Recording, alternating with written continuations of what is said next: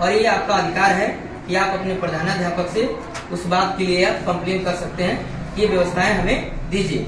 अगर उससे भी नहीं होता है तो आप शिक्षा सचिव के पास आप कंप्लेन कर सकते हैं, या आप अपने तहसील में जाकर यानी आप अनुमंडल में भी जाकर शिकायत कर सकते हैं।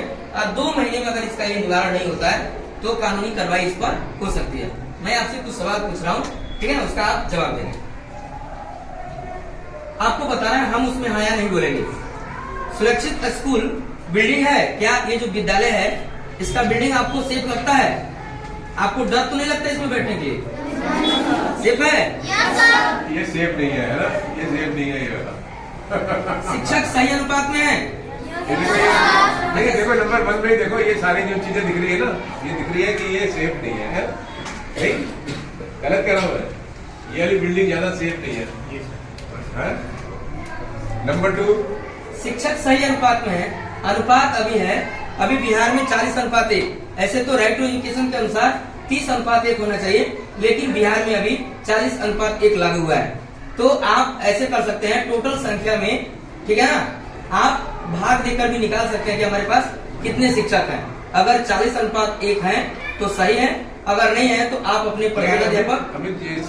सीनियर सेकेंडरी स्कूल है जी जी, तो यहाँ पे तो सब्जेक्ट टीचर्स होंगे ना। हाँ, सब्जेक्ट टीचर। सब्जेक्ट टीचर तो ज्यादा होते हैं ना, वो हाँ, फैसिलिटेट करने के लिए ज्यादा। उसमें वो फार्मूला नहीं लगता ना जी, वो फार्मूला नहीं लगता। वो तो अभी आपको बधाई दे, प्रारंभिक विद्यालय तक वो प्राइमरी स्कूल के टीचर है और वो सीनियर सेकेंडरी को पढ़ा रहे हैं। हाँ, ये सही नहीं। अभी देखा ना आपने जी नजारा, तो टीचर की जबरदस्त शॉर्टेज है आपके यहाँ। स्पेशल एजुकेटर 3 बच्चे हमने देखे हैं पिछले कमरे के अंदर।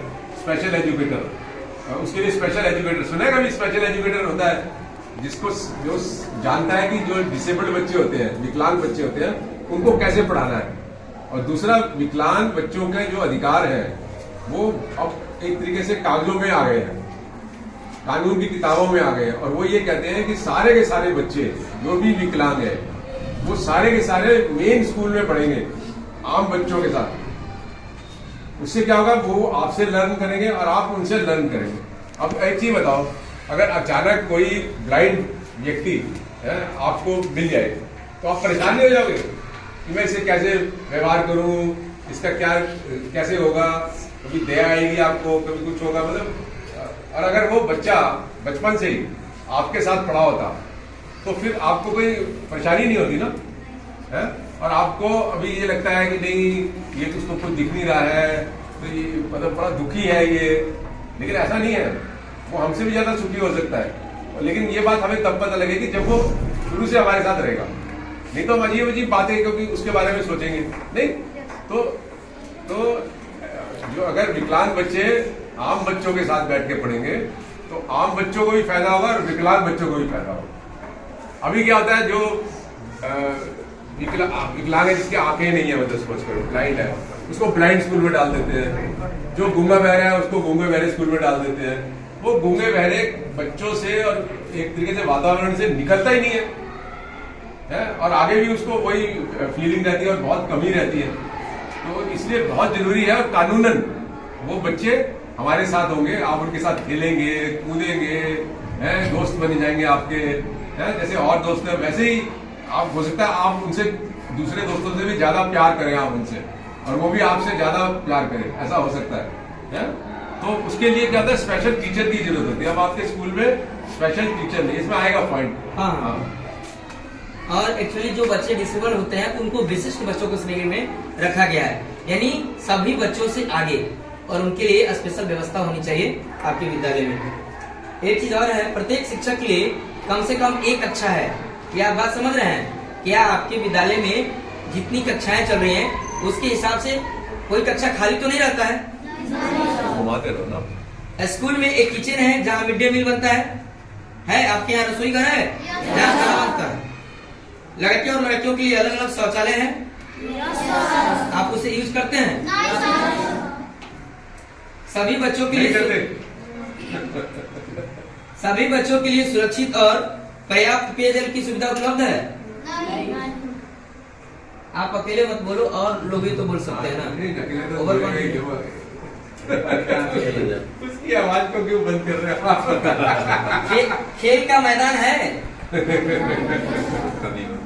स्कूल में 4 दीवारी फेंसिंग है, टूटा हुआ है, स्कूल में पुस्तकालय है, अच्छा, विद्यालय में खेल सामग्री खेलकूद व खेल सामग्री है,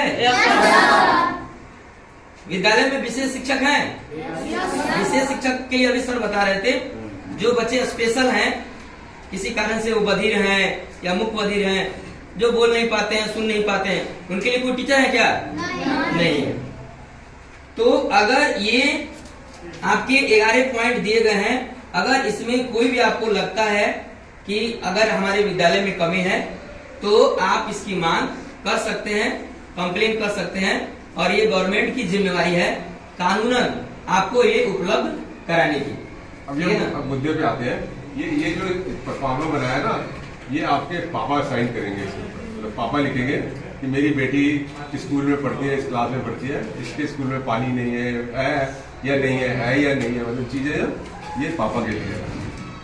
और बच्चों के लिए हमने एक चीज रखी है, और ये ना इसको जाएगा चीफ सेक्रेटरी, मुख्य सचिव, जानते हो सरकार के अंदर जो चीफ सेक्रेटरी होता है, नहीं सुना होगा चाहिए, टेक्निकल टर्म है। तो सेक्रेटरीज में जो सबसे ऊपर होता है उस सेक्रेटरी को आनुषंगिक इकाई जो भी होती है, सबकी एक यूनिट होती है, और उस यूनिट की एक हेड होते हैं जो पूरे राज्य में उस कार्य को देखते हैं, उसको हम मुख्य सचिव बोलते हैं। मुख्य सचिव अलग अलग फैकल्टी के लिए अलग अलग होते हैं, शिक्षा के मुख्य सचिव अलग हैं, ठीक है ना। उसी तरह जो विभाग है, जो यूनिट है, उसके हेड होते हैं, और वो IAS होते हैं। वो जीविका अगर आपके गांव में चल रहा है, सेल्फ हेल्प ग्रुप, तो उसकी जो एक यूनिट है, उसके भी हेड हमारे IAS ही होंगे, तो उनको हम मुख्य सचिव के रूप में जानते हैं। कितने पोस्ट हमारे पास थोड़े से ही है, जी सर, सारे निकाल दो।